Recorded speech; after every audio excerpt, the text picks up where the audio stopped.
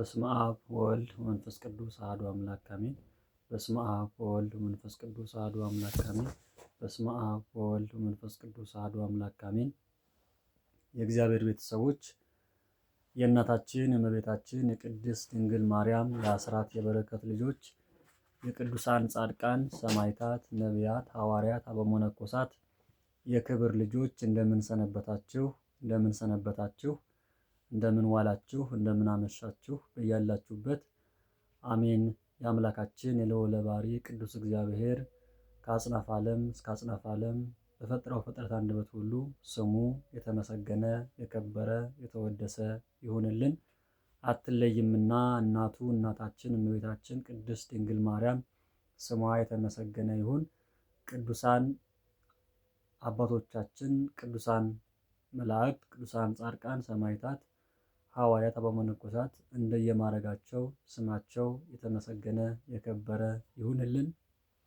ዛሬ እግዚአብሔር አምላካችን እንደወደደና እንደፈቀደ በባለፈ ካቆምንበት እንቀጥላለን።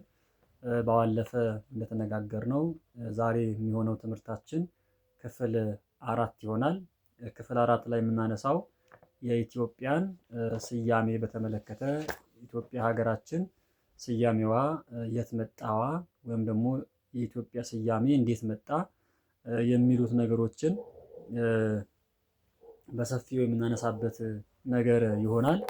ስለዚህ ኢትዮጵያ ሀገራችን ስያሜ አላት። ስያሜዋ ዝም ብሎ አይደለም የመጣ አይደለም። ስለዚህ ስያሜዋ እንዴት መጣ፣ እንዴት ተገኘ፣ ኢትዮጵያ ማናት የሚለው ነገር ባለፈ በተወሰነ መልኩ ለማንሳት ሞክረናል።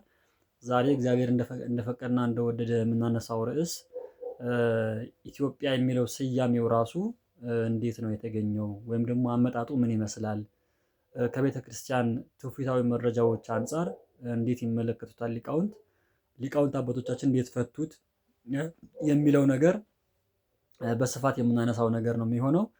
ስለዚህ ባለፈም በተወሰኑ ክፍሎች ለማንሳት እንደሞከርነው የቤተክርስቲያን ታሪክ በኢትዮጵያ እያየን ስለሆነ ከዛ በፊት ግን የቤተክርስቲያን ታሪክ ከመጀመራችን በፊት ኢትዮጵያ የምትለዋ ሀገራችን ማናት፣ ስሟ ምን ይመስላል፣ ኢትዮጵያ የምትለዋ መጽሐፍ ቅዱስ ምን ትመስላለች፣ ምን ይመስላል የሚሉ ነገሮችን ቀድሞ መታየት ስላለባቸው እነዚህን አስቀድመን ለመነጋገር ነው ሀሳቡ ያነሳ ነው።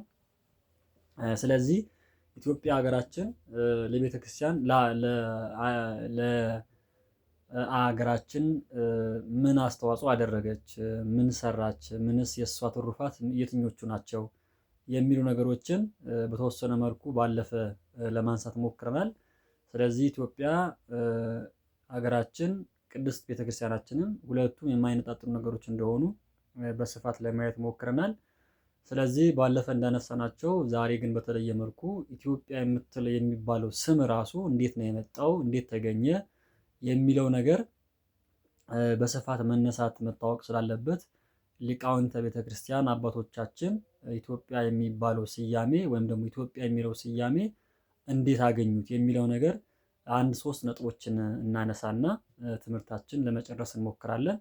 ስለዚህ የመጀመሪያው ነጥባችን የሚሆነው አባቶቻችን ሊቃውንተ ቤተክርስቲያን ወይም ደግሞ የኢትዮጵያ ኦርቶዶክስ ተዋሕዶ ቤተክርስቲያን የኢትዮጵያን ስያሜ በሚለው አስተምህሯቸው እና ትምህርታቸው መሰረት 1-3 ነገሮችን ያስቀምጣሉ።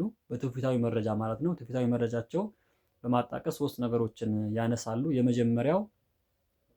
የመጀመሪያው ስያሜዋ የሚሆነው ወይም ደግሞ የኢትዮጵያ ስያሜ አመጣጥ ብለው የሚያነሱት የካም ልጅ ኩሽ ኢትዮጲስ የሚባል ስለነበረ ይሄኛው በዚህኛው ስም ኢትዮጲስ ከሚባለው ስሙ ተነስተው ኢትዮጵያ የሚለው ስያሜ ከዛ ጋር እንደተወሰደ ሊቃውንተ ቤተክርስቲያን በደንብ ይናገራሉ። ያው ካም ማነው ኖህ 3 ልጆች ነበሩት። ከ3 ልጆች መካከል ያው አንደኛው ካም ነው። ሴም፣ ካም እና ያፌት የኖህ ልጆች ናቸው። በዚህ በኦሪት ዘፍጥረት ምዕራፍ 10 ከቁጥር 1 ጀምሮ ስናነባቸው የካም ዘሮች የኖህ ዘሮች ሴም፣ ካም እና ያፌት እንዴት ምድር እንደተከፋፈሉና ስማቸው የዘር ሐረጋቸው ምን እንደሚመስል በስፋት የሚያስቀምጥበት ሁኔታ አለ። ስለዚህ ከነዛ ከካም ልጆች መካከል አንደኛው ኩሽ ነው። የኩሽ ልጅ ደግሞ ያው ኢትዮጲስ የሚባል እንደነበረው በመጽሐፍ ቅዱሱ በደንብ ይነግረናል። ስለዚህ ከዛ ጋር በተያያዘ የኩሽ ልጅ የካም ልጅ ኩሽ ኢትዮጲስ የሚባል ስለነበረው በዛ ምክንያት ያው የኢትዮጵያ ስያሜ ከዛ ጋር አብሮ እንደተነሳና እንደተመሰረተ አንደኛው የሚነሳው ወይም ደግሞ አባቶቻችን ሊቃውንት የሚያነሱት አውድ እሱ እንደሆነ በደንብ እንገነዘብ ያስፈልጋል። ስለዚህ ከነበሩት የኖህ ልጆች መካከል ያው አንደኛው የሚነሳውና ትልቁ ታሪክም የሚይዘው ይሄኛው ስለሆነ ስለዚህ ካም የተባለው የኖህ ልጅ የወለደው ኩሽ ማለት ነው። ስለዚህ የእሱ ልጅ ኢትዮጲስ የሚባል ስለነበረ በዛ ምክንያት ኢትዮጵያ የሚለው ስያሜ ከዛ ጋር እንደወጣና ከዛ እንደተቀዳ የሚያስተምሩ ሊቃውንተ ቤተክርስቲያን አሉ። ሁለተኛው ደግሞ ከክርስቶስ ልደት በፊት በሀገራችን ኢትዮጵያ ከነገሱ ነገስታት መካከል ኢትዮጲስ የሚባል ንጉስ ነበር እና ስለዚህ ከሱ ጋር በተያያዘ ኢትዮጲስ የሚባል ንጉስ ስለነበረ በሀገራችን ከሱ ስያሜ ጋር አያይዘው ይሄ ንጉስ በኢትዮጵያ ስለነገሰ ከዚህ ንጉስ ጋር አያይዘው ኢትዮጵያ የሚለው ስም ከዛ ጋር እንደተወረሰ አድርገው የሚያስተምሩ ሊቃውንትም እንዳሉ በትውፊታችን ይታወቃል። ስለዚህ ሁለተኛው የኢትዮጵያ ስያሜ መጣ ተገኘ ተብሎ የሚታሰበው ከዚህ ከነገሰው ንጉስ ጋራ ከክርስቶስ ልደት በፊት ከነገሱ ነገስታት መካከል አንደኛው ኢትዮጲስ ሲባል ስለነበረ ከሱ ጋር አያይዘው የኢትዮጵያም ስያሜ ከዛ ጋራ ከንጉሱ ጋራ ተያይዞ የመጣ እንደሆነ የሚናገሩና የሚያስተምሩ የሚጽፉ ሊቃውንተ ቤተክርስቲያንም እንዳሉ በደንብ ሊታወቅ ይገባል። ስለዚህ ከዚህ ሰውዬ ጋራ ወይም ከዚህ ንጉስ ጋራ ስያሜያችንም አብሮ መጣ ብሎ ስያሜው ኢትዮጲስ ከተባለ ኢትዮጲስ ከሚባለው ኢትዮጵያ የሚባለው ነገር እንደወጣ በስፋት የሚነገርበት ሁኔታ አለ። ሶስተኛው ምሳሌ ምናልባት ብዙም እኛ የኢትዮጵያ ሊቃውንት ብዙም የማይቀበሉትና የማያምኑት አንድ ትውፊት አለ። ምንድነው ስያሜው ከሁለት የግሪክ ቃላቶች የተገኘ ነው ብለው አንዳንድ ታሪክ ጸሐፊያን የጻፉበት ሁኔታ አለ። ስለዚህ ይሄ የኢትዮጵያ ኦርቶዶክሳዊ ቤተክርስቲያን ሊቃውንት ብዙም የሚቀበሉትና የማንቀበለው ትውፊት ነውና ወይም የታሪክ አረዳድ ነው። ኤቶስና ኦፕሲስ የሚባሉ ሁለት የግሪክ ቃላቶች የተገኘ ነው ይላሉ። ትርጉሙም ፊታቸው ፀሐይ ያቃጠለ ወይም ደግሞ ፀሐይ ጠይም መልክ ያላቸው ሰዎች የሚኖሩባት ምድር ብለው ፈተውታል። ስለዚህ ይሄ ነገር ከኛ ስያሜ አንፃር እና ከኢትዮጵያ ካላት ማንነት አንፃር የምንቀበለው አይደለም። ስለዚህ የኢትዮጵያውያን በመጽሐፍ ቅዱስ እንደተመሰከረልን ኢትዮጵያውያን መልካቸው ዥጉርጉር የሆነ የሚያምሩ እንደሆኑ ውበታቸው በጣም አስደናቂ እንደሆነ ከሌላው ዓለም የተለየ መልክና ጠባይ የተለየ ቁመና ያላቸው የተለየ መልክ ያላቸው የተለየ ስብዕና ያላቸው የተለየ የአኗኗር ዘይቤ ያላቸው ህዝቦች እንደሆኑ በመጽሐፍ ቅዱስ ሳይቀር በጣም የተጠቀሰልን ስለሆነ ምናልባት ይሄ አካሄድ ወይም ደግሞ ይሄ የታሪክ አረዳድ ጥቁር ፊታቸው የተቃጠለ ከሰራ የመሰለ ሰዎች የሚኖሩባት ምድር የተባለችው ኢትዮጵያ በፍጹም ይሄ የማይወክላት መሆኑን በደንብ መታወቅ መቻል አለበት። ምናልባት ከከለር ጋር ከመልክ ጋር በተያያዘ ጥቁርም አለ፣ በጣም ነጭም ያልሆነ ሰው አለ፣ በጣም ጥቁርም ያልሆነ ሰው አለ፣ ቀይም የሆነ ሰው አለ። ስለዚህ የሁሉም መልኮች መኖሪያ ናትና ኢትዮጵያ በዚህ ልክ የምትገለጥ ከሰላ የመሰሉ ሰዎች የሚኖሩባት ምድር ተብላ የምትታወቅም የምትታሰብ መሆን የለባትም እና ስለዚህ አንደኛው አመክንዮ ከዚህ ጋር ስለሆነ ይሄ አባባል ብዙ ታሪክ ጸሐፊያንም የውጮችን ሳይቀር የጻፉበት መንገድ አለ። ስለዚህ በእኛ ቤተክርስቲያናችን አቀባበል ግን ይሄ ትውፊት ወይም ደግሞ ይሄ ታሪክ አረዳድ ትክክል እንዳልሆነ የሚታወቅ ስለሆነ እኛ ህዝቦቻችን ያማሩ የተዋቡ መልካቸው ልዩ የሆነ እግዚአብሔር አምላካችን ራሱ እናንተ እስራኤላውያን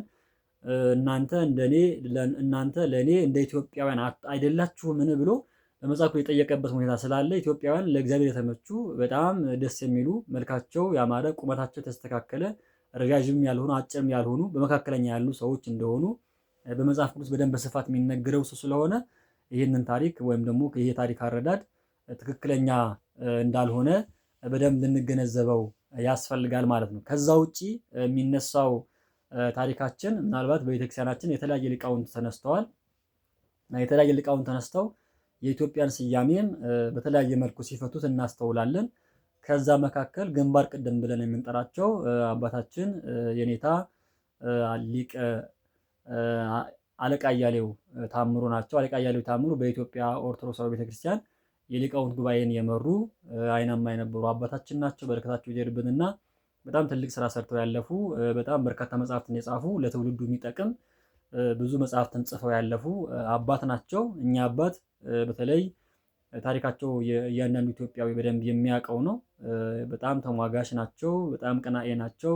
በጣም ኦርቶዶክሳዊነት በደንብ የሚሰሩ ለማንም የሚሸነፉ ለማንም የማይሸነፉ በጣም ጠንካራ ጎበዝ ሲኖዶስ ሳይቀር የሚሞግቱ አባት ነበሩና በነበረው ያው የፖለቲካ ችግር ምክንያት ያው የደረሰባቸው ነገር ሁላችንም እናውቀዋለን። ስለዚህ እኛ አባት በተለይ ኢትዮጵያ በሶስቱ ሕግጋት በሚለው መጽሐፋቸው ላይ ኢትዮጵያ የሚለው ስያሜ ተንትነው አስቀምጠውታል። በሶስቱ ሕግጋት የሚለው ነገር ምናልባት ኢትዮጵያ በሕገ ልቦና፣ በሕገ ኦሪትና በሕገ ወንጌል በሶስቱም ሕግጋት ምን ትመስል እንደነበረ በስነ መጽሐፋቸው በጣም በስፋት ጠቅሰው እናገኛለን። ከዛ ከተረጎሙበት አውድ አንጻር ኢትዮጵያ የሚለው ስያሜ እያንዳንዱ ፊደላት ተንትነው ያስቀመጡበት ሁኔታ አለ። ምናልባት ከዚህ በታች የምናገኘው ትርጉም ኢትዮጵያ የሚለው ወደ ታች ስንተነትነው ወደ አምስቱን ፊደላት ማለት ነው። ኢትዮጵያ የሚለው ተንትነው አስቀምጠውታል። የመጀመሪያው ኢ የሚለው ነው። ኢ ማለት እግዚአብሔር ከሚለው ጋር ወስደው አገናኝተውታል። እግዚአብሔር ማለት ነው። ት ማለት ደግሞ ታው ወይም ደግሞ ታው የሚለው የግሪክ ፊደል አለ። ስለዚህ የግሪክ ፊደል ትጉህ አብ ወይም ደግሞ የአብ ሀገር እንደማለት እንደሆነ ያስቀምጠውታል። ከዛ ባሻገር ደግሞ ዮ ማለት ደግሞ ዮድ ማለት አሁንም የግሪክ ቃል ነው። ስለዚህ ዮድ የማን እንደማለት እንደሆነ የማን ማለት ቀኝ፣ የማነ ማለት የእግዚአብሔር ወልድ ማደሪያ ወይም ደግሞ ቀኝ የተባለው በመጽሐፍ ቅዱሳችን ውስጥ በዳዊት መዝሙርም ላይ በሌሎች መጽሐፍቶች ላይ በትንቢት መጽሐፍም ላይ ቀኝ ተብሎ ተገልጧል ወልድ። ስለዚህ ወልድ የማን ስለሆነ ቀኝ ስለሆነ በቀኝ የተመሰለው እሱ ስለሆነ ስለዚህ የወልድ ሀገር፣ የወልድ ማደሪያ ወይም የወልድ ክብር የሚነገርባት የወልድ ፍቅር ያደረገውን ስራ በደንብ የሚዘከርባት የሚነገርባት የወልድ ፍቅር ያለባት አገር ብለው ተርጉመውታል። ስለዚህ የወልድ ፍቅር ያለባት ወይም ደግሞ የወልድ ማደሪያ ወይም ደግሞ የወልድ ሀገር ብለው የተረጉሙበት ሁኔታ አለ። ይወድ ከሚለው ጋር አያይዘው ደግሞ ጰራቅሊጦስ ነው። ከጰራቅሊጦስ ጋር አያይዘው ተርጉመውታል። ስለዚህ ጰራቅሊጦስ ማለት መንፈስ ቅዱስ ማለት ነው። ቸር ማለት ነው። ስለዚህ እሱን በመጽሐፍ ቅዱስ ውስጥ የተጠቀሰበት መንገድ ስላለ ስለዚህ ጰራቅሊጦስ ብለው የተረጉሙበት ሁኔታ ስላለ ስለዚህ የመንፈስ ቅዱስ ሀገር ብለው በትርጓሜያቸው አስቀምጦታል። ስለዚህ አንደኛው የሚነሳው ነገር እሳቸው ያነሱት ስለዚህ የመንፈስ ቅዱስ ሀገር ብለው የአብ ሀገር፣ የወልድ ሀገር፣ የመንፈስ ቅዱስ ሀገር ብለው በሚገርም ሁኔታ ይህንን ከዛ ጋር አገናኝተው የመለሱበት ሁኔታ ስላለ የተረጉሙበት ሁኔታ ስላለ በጣም የሚገርም እንትን ነው። ስለዚህ የመጨረሻው ያ የሚለው ደግሞ የአንድ አምላክ ሀገር ብለው ተርጉመዋታል። የአንድ አምላክ ሀገር ምን ማለት ነው? የአብ የወልድ የመንፈስ ቅዱስ ሀገር ከላይ ያሉት የተጠቀስናቸው ይህ እግዚአብሔር ነው ብለናል። ትጉህ አብ ወይም ደግሞ የአብ ሀገር ማለት ነው ብለናል። ሁለተኛ ዮድ ወይም ደግሞ የማን ብለናል። ስለዚህ የማን የተባለው ወልድ ነው፣ የወልድ ሀገር ማለት ነው። ደግሞ ጰራቅሊጦስ ማለት ነው። ስለዚህ ጰራቅሊጦስ የመንፈስ ቅዱስ ሀገር ማለት ነው። ያ ደግሞ የአንድ አምላክ ሀገር። አንድ አምላክ ማለት ደግሞ አብ ወልድ መንፈስ ቅዱስ ምንም እንኳ በአንድነት ውስጥነት ቢገለጡም አንድ አምላክ ብለን ስለምናመልካቸው አንድ ያ የሚለው የአንድ አምላክ ሀገር የአብ የወልድ የመንፈስ ቅዱስ ሀገራቸው የፈጠሯት እነሱን የሚጠሩባት የሚመለኩባት የሚሰገዱባት ለእነሱ የሚሰገድባት ሀገር ስለሆነች እቺ ሀገር የአንድ እግዚአብሔር የአንድ አምላክ የአንድ ፈጣሪ አምላክ ሀገር ብለው የተረጎሙበት መንገድ በጣም የሚገርም ነው። ስለዚህ ይሄ መጽሐፍ ስናነበው በጣም የሚገርም ትንታኔ ያለው መጽሐፍ ነው። ስለዚህ ይሄ በዚህ መጽሐፍ ላይ ኢትዮጵያ በሶስቱ ሕግጋት በሚለው መጽሐፋቸው ላይ ኢትዮጵያ የሚለው ስያሜ በዚህ መሰረት ተርጉመውት እናገኛለን። ከዛ ውጭ ምናልባት ኢትዮጵያ የሚለው ስያሜ ሌሎች ደግሞ መጠሪያ ነገሮች አሉት። ሌሎች መጠሪያዎች እንዴት ናቸው ከተባለ የመጀመሪያው ያው በግብፃውያን አጠራር የሚጠራበት ሁኔታ አለ። በግብፃውያን በተለያየ መንገድ ጠርተውናል። ኢትዮጵያ ብለው ኢትዮጵያ የሚለው ስያሜ በተለያየ መንገድ በታሪካቸው በተለያየ መንገድ ጠርተውት እናገኛለን። የመጀመሪያው ፑንጥ ነው። ፑንጥ ብለው ይጠሩናል። ሁለተኛው ቶኔቶር ብለው ይጠሩናል። ቶኔቶር ማለት ትርጓሜው ምናልባት የሀገረ እግዚአብሔር የእግዚአብሔር ሀገር እንደማለት ነው። ስለዚህ ምናልባት አለቃ እያሌውና ግብጾች የሚጠሩበት መንገድ ቶኔቶር ብለው ሲጠሩን ሀገረ እግዚአብሔርነታችን የሚያረጋግጥ ስለሆነ ግብጾችም ሀገረ እግዚአብሔርነታችን አረጋግጠው የጻፉበት መንገድ ስላለ ስለዚህ ቶኔቶር ብለው ይጠሩናል። ቶኔቶር ማለት ደግሞ እንዳልኳችሁ ምን ማለት ነው? ሀገረ እግዚአብሔር የእግዚአብሔር ሀገር እንደማለት እንደሆነ በደንብ ተነግሯል። ሶስተኛው የኩሽ ምድር ተብሎ ተጠርተዋል። ኢትዮጵያውያን የኩሽ ምድር ምድረ ኩሽ ወይም ደግሞ የምድር የኩሽ ሀገር የኩሽ ምድር ኩሽ ይኖርባት የነበረች ምድር ወይም ደግሞ የኩሽ እና ልጆቹ ይኖሩባት የነበረች ምድር ስለነበረች ኢትዮጵያ በዚህ ስያሜ እንደተሰጣት የኩሽ ምድር እንደተባለች በደንብ ይታወቃል። ስለዚህ አንደኛው የምንጠራበት መንገድ የኩሽ ምድር ወይም ደግሞ የኩሻውያን መኖሪያ የኩሽ ምድር ተብላ የምትጠራ እንደሆነች በሰፊው የሚነገረው ታሪክ ነው። ከዛ ውጭ አራተኛው የሳባ ምድርም ትባላለች። ሳባ የኩሽ ልጅ ሳባ ይኖርባት ስለነበረ ፊትም እንዳልነው የኩሽ ልጅ ሳባ በዚህ ምድር በኢትዮጵያ ይኖር ስለነበረ በሱ ምክንያት የሳባ ምድር ተብላ እንደምትጠራ በደንብ መገለጽ መቻል አለበት። ከዛ ውጪ አቢሲኒያም ትባላለች። አቢሲኒያ ለምን ተባለች ከተባለ የኩሽ ልጅ አቢስ ወይም ደግሞ ሰብታ ይኖርባት ስለነበረ በዛ ምክንያት አቢስ ወይም ደግሞ አቢሲኒያ ተብላለች። ስለዚህ የኩሽ ልጅ አቢስ ወይም ሰብታ ይኖርባት ስለነበር በስሙ በአቢስ አቢሲኒያ ተብላ የአቢሲኒያ ሀገር ተብላ እንደተጠራች በደንብ እንድንገነዘበው ያስፈልጋል ማለት ነው። ስለዚህ የመጀመሪያው ኢትዮጵያ የሚለው ስያሜ እንዳነሳ ነው ሁሉ ከዚህ ጋርም ከተለያዩ አውዶች ደግሞ ስንመለከተውም በዚህ መሰረት የሚጠራ ስም እንዳለን በደንብ መታወቅ መቻል። ስለዚህ አቢሲኒያ ሲባል ኢትዮጵያ ትጠራለች። የኩሽ ምድር ሲባል ኢትዮጵያ ትጠራለች። ቶኔቶር ሲባል ኢትዮጵያ ትጠራለች። ስለዚህ በዚህ መሰረት የኢትዮጵያ ስያሜዎች ከተለያየ መንገድ ከተለያየ እይታ አንጻር ሲታዩ በዚህ መሰረት የሚተረጎሙ እንደሆነ በደንብ እንድንገነዘበው ያስፈልጋል ማለት ነው። ከዛ ውጪ ምድረ አጋዚያንም ይባላል። ምድረ አጋዚያ አጋዚማ ነፃነት ያላቸው ህዝቦች መኖሪያ እንደማለት ነው። ስለዚህ አጋዚያን የሚባሉት ሁላችንም በታሪካችን እንደምናስታውሰው የተለያዩ ታሪክ ጸሐፊያንም እንደጻፉልን በደቡብ አረቢያ ይኖሩ የነበሩ በየመን አካባቢ ይኖሩ የነበሩ የነገደ የወቅጣን ህዝቦች የሴም ዘሮች ማለት ነው። የሴም ዘሮች ከ3600 ዓመት ዓለም ከጌታችን ልደት በፊት በየመን የነገደ የወቅጣን ዘሮች ወይም ደግሞ የሴም ዘሮች በዛ ይኖሩ እንደነበረ ይታወቃል። ምናልባት ይሄ ኢትዮጵያ የመጡበትም ትልቁ ምክንያታቸው የህንዱ ንጉስ የመንን በወረረ ሰዓት በዛ ጊዜ አስጨንቋቸው ይገዛቸው ስለነበረ ሸሽተው ወደ ኢትዮጵያ ስለመጡ ይሄ ለምን መጡ ከተባለ ነፃነት ያለባቸው በማንም ያልተወረሩ በማንም ያልተገዙ የትኛውም የዓለም በዛ ጊዜ የነበረው ሀያላን መንግስታት እነ ህንድም እነ ፐርሺያም እነ ባቢሎንም ያልገዟት ብቸኛው ሀገር ስለነበረች ኢትዮጵያ ነፃነት ያላቸው በማንም ያልተገዙ ህዝቦች ይኖሩባት የነበረች ምድር መጣን ብለው ስለዚህ በዚህ ምድረ አጋዚያን ነፃነት ያላቸው ህዝቦች የሚኖሩባት ሀገር እንደማለት ነው። አጋዚያን ማለት ስለዚህ ነፃነት ያላቸው ህዝቦች ማለት ነውና ስለዚህ አጋዚያን ተብሎ በዛ ምክንያት ከደቡብ አረቢያ ፈልሰው የመጡ የሴም ዘሮች ወይም ደግሞ ነገደ የወቅጣን የተባሉት የሴም ዘሮች ስለመጡባት ምድረ አጋዚያን ተብላ ወይም ደግሞ ነፃነት ያላቸው ህዝቦች መኖሪያ ተብላ የምትጠራ እሷ እንደሆነች በደንብ እንድንገነዘበው ያስፈልጋል ማለት ነው። ስለዚህ አንደኛው ስያሜያችን ምድረ አጋዚያን ተብሎ የሚጠራ እንደሆነ በደንብ እንድናውቀው ያስፈልጋል። ስለዚህ ምድረ አጋዚያን ወይም ደግሞ አጋዚያን ተብለው የተጠሩ ሰዎች ከመጡ በኋላ ምን ሆነ ማለት ነው? የኩሽ ዘሮች መጀመሪያ ነበሩ። ከዛ የሴም ዘሮች መጥተዋል። አብረው ተጋብተው አብረው ስለኖሩ ምድረ አጋዚያን ወይም ደግሞ ነፃነት ያላቸው ህዝቦች መኖሪያ ለምን ተባለ? ይሄ የሴም ዘሮች መጥተዋል። የኩሽ ዘሮች እዚህ ውስጥ አሉ ይኖራሉ። ስለዚህ ሁለቱም ተቀላቅለው ተዋደው ተካብረው ተወዳድረው አንዱ ተጋብተው ልጆች ወልደው ስለዚህ በፍቅር በአንድነት የኖሩባት የነፃነት ህዝቦች መኖሪያ ነፃነት ያላቸው ህዝቦች መኖሪያ እንደማለት እንደሆነ በደንብ እንድንገነዘበው ያስፈልጋል። ስለዚህ ምድረ አጋዚያን ተብላም እንደምትጠራ በደንብ መታወቅ መቻል አለበት። ስለዚህ ኢትዮጵያ በእነዚህ ሁሉ አውዶች የምትጠራ እንደሆነ በደንብ እንድናስተውለው ያስፈልጋል። ከዛ ውጪ ምናልባት አረቦች ያው ሁላችንም እንደምናስታውሰው አረቦች ሀበሻ ይኖራል፣ አልሀበሽ ብለው ይጠሩናል። አልሀበሽ ሀበሻ፣ የሀበሻ ህዝቦች መኖሪያ።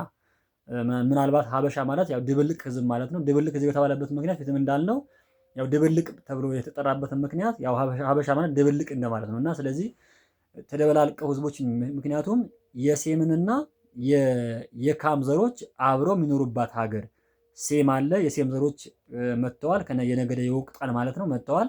እነሱ ከመጡ በኋላ ደግሞ የካም ዘሮች ደግሞ የኩሽ ልጆች ኢትዮጵያ ውስጥ ይኖራሉ። ስለዚህ አብረው ምን ሆነዋል ማለት ነው፣ አብረው የኖሩባት ስለሆነ ስለዚህ አብረው የሚኖሩ ወይም ደግሞ ይሄ የተቀየጡ ህዝቦች የሚኖሩባት ወይም ደግሞ ከአንዱ ወደ አንዱ ወይም ደግሞ የነገደ ይውቅጠንና የነገደ ኩሽ ዘሮች አብረው ይኖሩባት ስለነበረ አልሀበሽ ወይም ደግሞ ሀበሻ ብለው አረቦች እንደሚጠሩን በደንብ እንድናስተውለው ያስፈልጋል። ከዛ ውጪ የካህኑ ንጉስ ሀገርም ተብላ ትጠራለች። ይሄ ምናልባት ለየት የሚያደርገው ነገር ይሄ ነው። ፕሪስተር ጆን የሚባለው ሁላችንም በመጽሐፍ ቅዱስ እንደምናስታውሰው ፕሪስተር ጆን ኦፍ ኢትዮጵያ የሚባል ያው ታሪክ አለ። ይሄ ታሪክ ደግሞ ለምንድን ነው ኢትዮጵያ የፕሪስተር ጆን የተባለችው ወይም ደግሞ የካህኑ ዮሐንስ መኖሪያ ለምን ተባለች ከተባለ ያው ሰፊ ነገር ይነሳል። እዚህ ላይ በጣም ሰፋፊ ነገሮች ይነሳሉ። ካህኑ ዮሐንስ ማን ነው ከተባለ ፕሪስተር ጆን ወይም ደግሞ ካህኑ ዮሐንስ ማን ነው ተብሎ ከተጠራ ያው ነጮች ብዙ ነገር ተመራምረው ብዙ ነገር ብለዋል፣ ብዙ ነገሮች አንስተዋል። ግን በእኛ ቤተክርስቲያን ሊቃውንት አረዳድ መሰረት ፕሪስተር ጆን ወይም ደግሞ ካህኑ ዮሐንስ ማን ነው ከተባለ በተለይ ከዚህ ከዛጉዌ ስርወ መንግስት ጀምሮ የነበሩ ነገስታት አጠቃላይ ስማቸው ፕሪስተር ጆን ተብለው ይጠራሉ። ምክንያቱም ምንድነው ከተባለ ቅዱስ ዮሐንስ በቅድስና በንጽህና የኖረ ሁላችን በወንጌል እንደምናውቀው በዚህ በማቴዎስ ወንጌል ምዕራፍ 10 ላይ ሐዋርያት እግዚአብሔር አምላካችን ሲመርጥ ሲጠራቸው ወደ ዓለም ሲልካቸው ወይም ደግሞ እናንተ ለእኔ ምርጦቼ ናችሁ፣ ባሪያዎቼ ናችሁ፣ ወይም ደግሞ እኔን ትከተላላችሁ፣ በእኔ የደረሰ መከራ በእናንተም ይደርሳል፣ ስለዚህ ዓለምን ትንቃላችሁ፣ እናንተ የዓለም ጨው ናችሁ፣ እናንተ የዓለም ብርሃን ናችሁ ብሎ ለሐዋርያት ይህን ሁሉ ስልጣን ሲሰጣቸው ከዛ በኋላ ከነዚህ መካከል አንደኛው ቅዱስ ዮሐንስ ወንጌላዊ ነው እና ቅዱስ ዮሐንስ ወንጌላዊ በተለየ መልኩ ከሐዋርያት መካከል ልዩ ነው እና ለምንድን ነው ልዩ ከተባለ አገልግሎቱ በጣም የተለየ ነው። ምክንያቱም ክርስቶስ አምላካችን ወደዚህ ምድር ለማስተማር በመጣ ሰዓት እናቱ ማርያም ባውፍልያ ማለት ነው እናታቸው ማርያም ባውፍልያ ወንድሙ ዮሐንስና ወንድሙ ያዕቆብንም እንደው ጌታችን የዚህ ምድር ንጉስ አርጋ አስባ ስለነበረ ወይም ደግሞ የዚህ ምድር ገዥ ወይም ደግሞ እስራኤል ነፃ የሚያወጣ እስራኤልን ነፃ የሚያወጣው እሱ ነው ብላ አስባ ስለነበረ እንደው ልጆቼ በግራና በቀኝ እንዲቀመጡላት ፈልጋ ነበርና ስለዚህ ምንድን ነበር አንድ ያላት አምላካችን ምን ብሏት ነበረ?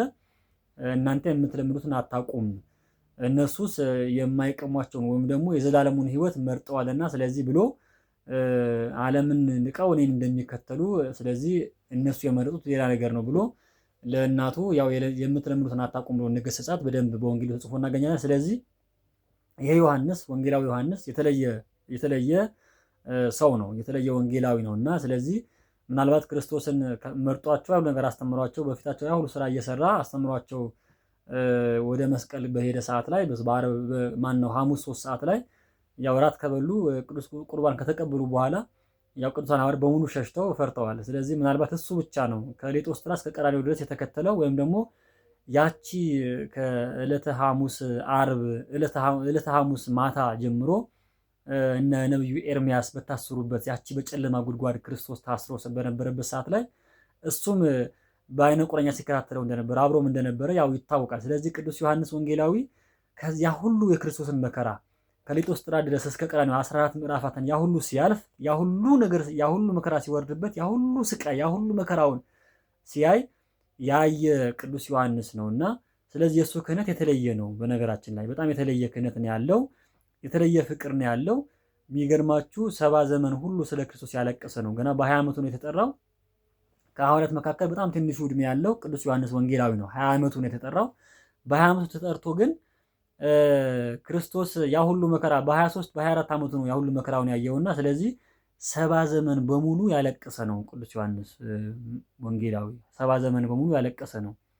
70 ዘመን ሙሉ ያለቀሰ ሰው ፊቱ አንድ ቀን ማይፈታ ቁጽረ ገጽ ማለት ፊቱ ማይፈታ በቃ ሁሌ ፊቱ የሚያለቅስ ሁሌ በቃ አንድ ቀን ተደስቶ ማያቅ አንድ ቀን ተደስቶ ፊቱ ስቆ ማያቅ ሐዋርያ ነው የሚባለው። ስለዚህ 70 ዘመን በሙሉ ያለቀሰ ታላቅ የወንጌል ገበሬ ታላቅ አልጫ የሆነውን ዓለም ያጣፈጠ አላውያን ነገስታትን ሳይፈራ የገሰጸ አርጤምስን ጣዖት ናት ብሎ ለነገስታቱ ልካቸውን የነገረ ታላቅ ሐዋርያ ታላቅ ወንጌላዊ ነውና ቅዱስ ዮሐንስ።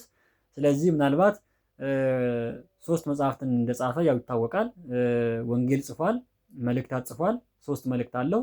ከዛ ደግሞ የመጨረሻ ራእይም ጽፏል። ስለዚህ ቅዱስ ዮሐንስ ወንጌላዊ ነው፣ መልእክታት አለው፣ ስብከት አለው ማለት ነው፣ ሰባኪ ነው። ከስብከቱ በተጨማሪ ደግሞ ወደፊት የሚሆነው ነገር ደግሞ ተመልክቶ ትንቢትም ጽፏል። የዮሐንስ ራእይ የሚባለው ትንቢት ነው። ወደፊት የሚሆነው ነገር ክርስቶስ ወደዚህ ምድር ሲመጣ የሚፈጠሩ ነገሮችን ስለ ሐሳዊ መሲህ፣ ስለ ጠላቶቿ፣ ስለ ድንግል ማርያም ጠላቶች፣ ስለተለያዩ ነገሮችን እያነሳ በደንብ የተናገረበት ስለ 7ቱ ኃያላን ሀገሮች 7ቱ የኃጢአት ራሶች እያነሳ በደንብ የተናገረ ያጻፈ ታላቅ ሰው ነው እና ስለዚህ ፕሪስተር ጆን የተባሉት እነዚህ ኢትዮጵያውያን ነገስታት ወይም ደግሞ ካህናት በዛ ወቅቱ የነበሩ ካህናት የዮሐንስን ስራ የሰሩ ናቸው፣ ወይም ደግሞ የዮሐንስን ስራ የሚመስል ነገር ሰርተዋል፣ ወይም ደግሞ የዮሐንስን ስራ የሚመስል ስራ ሰርተዋል። ስለዚህ በዚህ ምክንያት የካህኑ የዮሐንስ ሀገር ተብለው ተጠርተዋል። ስለዚህ በዚህ ምክንያት ነው በተለይ በረከታቸው ይደርብንና እነ ቅዱስ ላሊበላ፣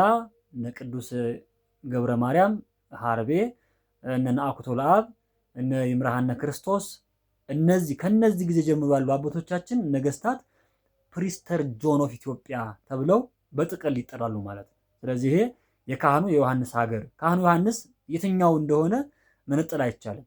ይምርሃነ ነው፣ ሀርቤ ነው፣ ነአኩቶ ለአብ ነው፣ ላሊበላ ነው። ሌሎች ከኋላ የተነሱት ደግሞ ሌሎችን ደግሞ ተነስተዋል። እነሱ ናቸው። እነ ቅዱስ ንጉሱ ዳዊት ናቸው፣ እነ ዘርዓ ያዕቆብ ናቸው፣ እነ ቀዳማዊ ቴዎድሮስ ናቸው ወይስ ሌሎቹ ናቸው የሚለው ነገር ስማቸው እከሌ ነው ተብሎ አይጠራም። ስለዚህ ሁሉም ለእግዚአብሔር ተመችተው ያለፉ ነገስታት ስለሆኑ የካህኑ ዮሐንስ። ከዛ ውጭ ደግሞ ካህንም ሆነው ያገለገሉ ደግሞ አሉ። እነ ይምርሃነ ክርስቶስ ካህንም ሆነው አገልግለዋል። ስለዚህ ካህኑ ዮሐንስ ቢባልባቸው ቅዱስ ናቸው። እነ ላሊበላ ቅዱሳን ናቸው። ይምርሃነ ክርስቶስም ቅዱስ ነው። ሀርቤም ገመምረ ማርያም ወይም ቅዱስ ነው። ስለዚህ እነዚህ አባቶቻችን ክህነትም ስራ ስለነበራቸው፣ ቅድስናም ስለነበራቸው፣ መንግስትም ስለነበሩ፣ መንግስትም ሆነው የቅድስና ስራ የነበራቸው ስለነበሩ በዚህ ምክንያት ካህኑ ዮሐንስ የካህኑ ዮሐንስ ሀገር ተብላ ኢትዮጵያ የተጠራቸው በዚህ ምክንያት ነው። ስለዚህ ነገስታቶቻችን እስከ አፄ ኃይለ ሥላሴ ዘመን ድረስ የነበረው ስናነሳው ነገስታቶቹ ለቤተክርስቲያን የሚገባትን ክብር የሚሰጡ፣ ቤተክርስቲያን የሚያከብሩ፣ ሊቃውንትን የሚወዱ፣ ሊቃውንትን የሚያከብሩ፣ ሊቃውንትን የሚፈሩ፣ ሊቃውንትን አማካሪ አድርገው የሚሾሙ ነገስታት የነበሩባት ሀገር ናት። በታሪካችን እንደምናየው ከሁሉም አሁን ያነሳናቸው የዛጉዌ ነገስታትም ከዛም በኋላ የተነሱ የሰለሞን ስርወ መንግስት የተነሱ ነገስታት በሙሉ በዚህ ምክንያት ያለፉ ስለሆኑ እነዚህ ነገስታት በጥቅሉ ካህኑ ዮሐንስ ወይም ደግሞ የካህኑ ዮሐንስ ሀገር ተብላ እንደምትጠራ በደንብ መነገር መቻል አለበት። ስለዚህ አንደኛው የሚነሳልን ትልቁ ታሪካችን ከዚህ ጋር ስለሆነ የካህኑ ዮሐንስ ሀገር ተብለን እንጠራለን። ስለዚህ ኢትዮጵያ በጥቅሉ ፊትም እንዳነሳ ነው የአቢሲኒያ ሀገር ናት። በኢትዮጵስ ኢትዮጵያ ተብላለች፣ በአቢስ አቢሲኒያ ተብላለች። ስለዚህ በሰብታ ወይም ደግሞ ይኖርባት ስለነበረ የኩሽ ልጅ ሰብታ ወይም ደግሞ አቢስ ይኖርባት ስለነበረ አቢሲኒያ ተብላለች። ከዛ በኋላ ደግሞ ምድር አጋዚያን ተብላለች። አጋዚያን ነፃነት ያላቸው ህዝቦች መኖሪያ ማለት ነው። ስለዚህ ኢትዮጵያ በዚህ መሰረት የምትለካ ስሟ በዚህ መሰረት ስያሜ የወጣላት እንደሆነ ያው ከብዙ በጥቂቱ በዚህ መሰረት የሚጠቃለል የሚነሳ ታሪክ ነው ያለን። ስለዚህ ኢትዮጵያ የሚባለው ሀገር ኢትዮጵያ የምንላት ሀገር ስያሜዋ ከዚህ ጋር የመጣ እንደሆነ አንዳንድ ታሪክ ጸሐፊያን አጣመው የጻፉ አሉ። እነሱ ታሪክ ጸሐፊያን ትክክለኛም ስላልሆነ ከኢትዮጵያ ማንነትና ግብርም ጋር ከመጽሐፍ ቅዱስ ጋር ያለንም ግንኙነት ስለማይገልጸን ይሄ ነገር ትክክል እንዳልሆነ በደንብ ሁላችንም ልንገነዘበው የሚገባ ነገር እንደሆነ በደንብ ማስተዋል ያስፈልጋል። ስለዚህ ኢትዮጵያ የሚባለው ስያሜዋ አሁን ካነሳሁላችሁ ከነዚህ አይነት ነገሮች የመጣ እንደሆነ ምናልባት ቀጣይ ኢትዮጵያ በመጽሐፍ ቅዱስ የሚለው ነገር ስናነሳ ያኔ በደንብ የሚያብራራላችሁ ነው የሚሆነው። ስለዚህ ግን ከታሪካችን ከትውፊታችን አንጻር ኢትዮጵያ ስያሜዋ እንዴት ነው ከተባለ በእነዚህ በሊቃውንቶቿም በመጽሐፍ ቅዱስም በታሪክም ረገድ የሚነሳው ይሄ እንደሆነ በደንብ እንድናቀው ያስፈልጋል። ከዛ ውጭ የመጨረሻ ማነሳው ምናልባት ዘፍጥረት ምዕራፍ 10 ቁጥር 1 ጀምሮ ስናነበው ያው የኖህ ልጆች ናቸው። ኖህ አባታችን ያው ከጥፋት ውሃ በኋላ ምድርን ሲያከፋፍል ለሶስት ልጆቹ ለሴም ለካምና ለያፌት ከሌ ወደዚህ ከሌ ወደዛ ከሌ ወደዛ ብሎ ያው አከፋፍሏቸዋል። ምድረ አጠቃላይ አፍሪካን ጨምሮ ያው ለካም የተሰጠ እንደሆነ ይታወቃል። ከዛ ውጪ ያው አውሮፓን እና የተወሰኑ ሀገሮች ደግሞ ያው ለሴም እንደተሰጠ ይታወቃል። እስራኤልን ጨምሮ ወደዛ ያሉት ማለት ነው። ከዛ ወደዛ ያሉት ደግሞ የያፌት ዘሮች ናቸው። በተለይ ሩቅ ምስራቅ ያሉ ሀገሮች፣ ሌሎችም መካከለኛው የሚባሉት ሀገሮች ላይ የያፌት ዘሮች እንደሆኑ በደንብ ይታወቃል። ስለዚህ በዛ መሰረት ምድር እንደተከፋፈለች ይታወቃል። ስለዚህ ካም ደግሞ ሁላችንም እንደምናስተው በመጽሐፍ ቅዱስ በዘፍጥረት ምዕራፍ 10 ላይ እንደተጠቀሰው ካም ያው ኩሽ፣ ምጽራይም፣ ፋጥ የሚባሉ እና ከነአን የሚባሉ ልጆች እንደነበሩት ይታወቃል። ያው የካም ልጆች ኩሽ አለ፣ ምጽራይም አለ፣ ፉጥ አለ እና ከነአን አለ። እነዚህ የካም ልጆች ናቸው ማለት ነው። የካም ልጆች ናቸው። ስለዚህ አሁን ከካም ልጆች መካከል ኩሽ ነው እኛን በደንብ አፍሪካ ደረሰው የሚባለው ኩሽ ነው። ከዛ በኋላ ደግሞ ያው ፊትም እንዳልኳችሁ የከነአንም ልጆች መጥተዋል። የከነአን ልጆች እንደመጡ ያው ተነጋግረናል። ከዛ ውጪ ያው ያፌት ናቸው።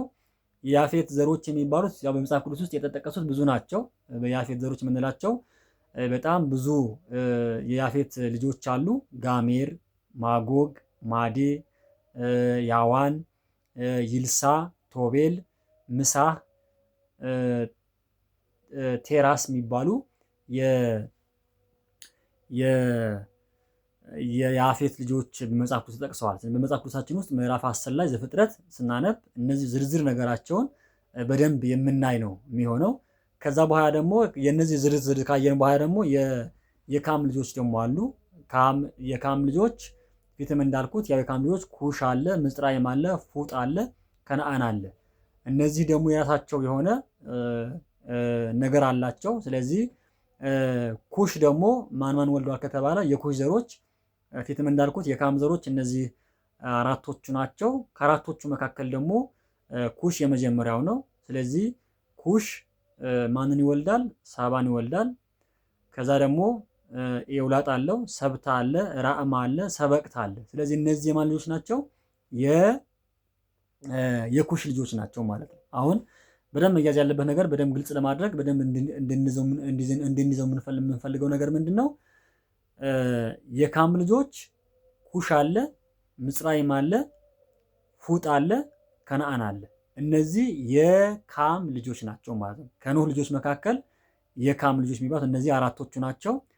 ከአራቶቹ መካከል ደግሞ ኩሽ የተባለው ልጅ ደግሞ እንደዚሁ ወደ 5 ልጆችን ወልዷል። ትልልቆቹ የሚባሉት የእሱ ዘሮች 5 ናቸው። የመጀመሪያው ሳባ ነው።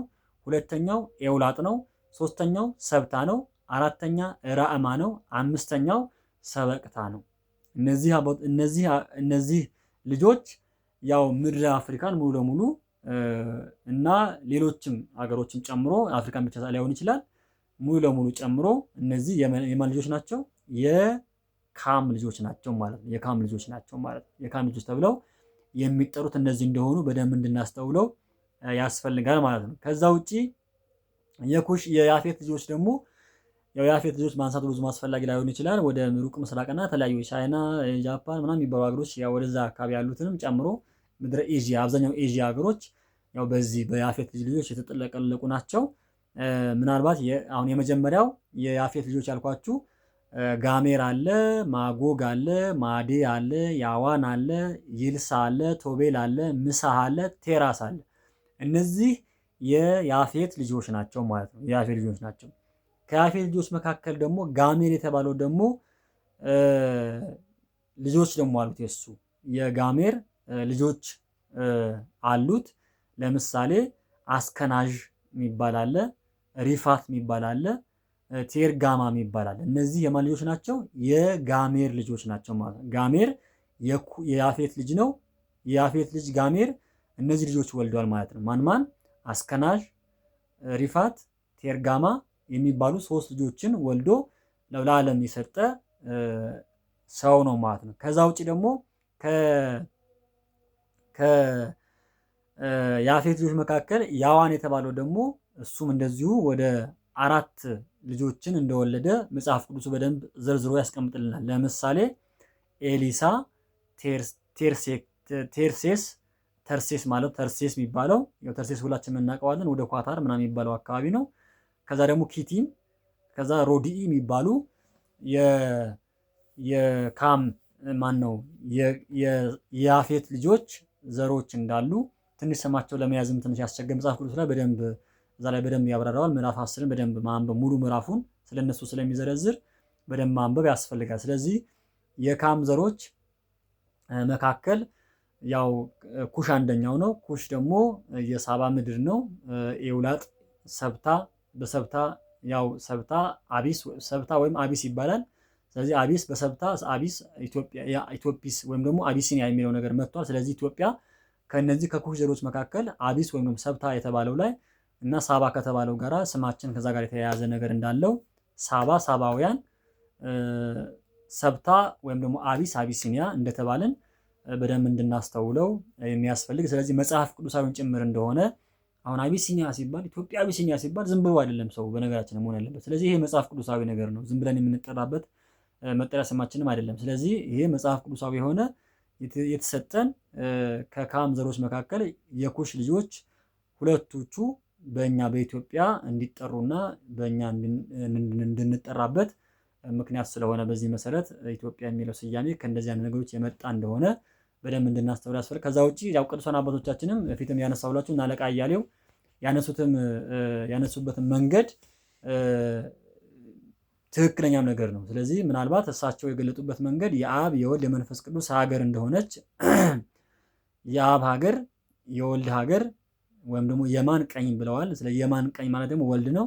ከዛ ደግሞ የመንፈስ ቅዱስም ሀገር የመንፈስ ቅዱስ ሀገር ኢትዮጵያ የሚለው የመንፈስ ቅዱስ ሀገር ስለሆነ ብለው ተርጉመውታል። ከዛ ውጭ ደግሞ የአንድ እግዚአብሔር ያ የሚለው ደግሞ የአንድ እግዚአብሔር ሀገር እንደሆነች ስለዚህ የአብ የወልድ የመንፈስ ቅዱስ የአንድ እግዚአብሔር ሀገር መሆኗን የተረጎሙበት መንገድ ስላለ ይሄ በጣም ትልቅ ትንታኔ የሚያስፈልገው በጣም ጥልቅ እይታ ስለሆነ ያው ከአባታችን በረከታቸው ይደርብንና በዚህ መሰረት ያስቀመጡት ስለሆነ ስለዚህ የኢትዮጵያ ስያሜ ከብዙ በጥቂቱ ይሄንን ይመስላል። ቀጣይ እግዚአብሔር አምላካችን ከፈቀደልን ኢትዮጵያ በመጽሐፍ ቅዱስ ምን ትመስላለች የሚለውን የምናይ ይሆናል። አምላካችን በቸርነቱ ምሕረቱ በይቅርታው ጎብኝቶ እንድንማማር ስለፈቀደልን ስሙ የተመሰገነ ይሁን። የአባቶቻችን አምላክ ልዑለ ባሕርይ ቅዱስ እግዚአብሔር አሁንም ቀሪውን ዘመናችን እንዲባርክልን እንዲቀድስልን ለቅዱስ ሥጋውና ለክብሩ ደግሞ አብቅቶ የመንግስቱ ወራሽ የክብሩ ቀዳሽ ካረጋቸው ቅዱሳን ጻድቃን ሰማዕታት ጋር እንዲደምረን የእሱ መልካም ፈቃድ ይሁንልን።